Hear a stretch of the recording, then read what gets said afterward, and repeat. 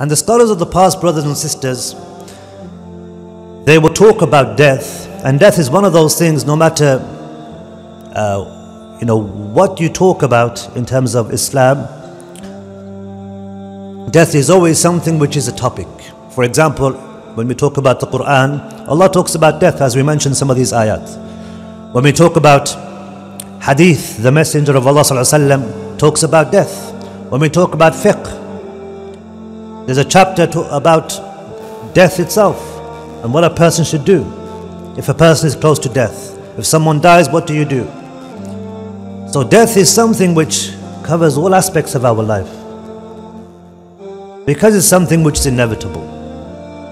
And so the scholars of Islam, they would talk about death, and there's so many statements and stories about what the scholars would say. Once one of the scholars was asked whether or not he could teach somebody how to wash a body. This is apt considering, subhanAllah, the stage today. And this scholar, when he was asked, I think it was Sufyan al-Thawri, he remained silent and he just started to cry, because he remembered death. He just started to think about death. He just started to cry for the whole time that they were sitting there. Abu Darda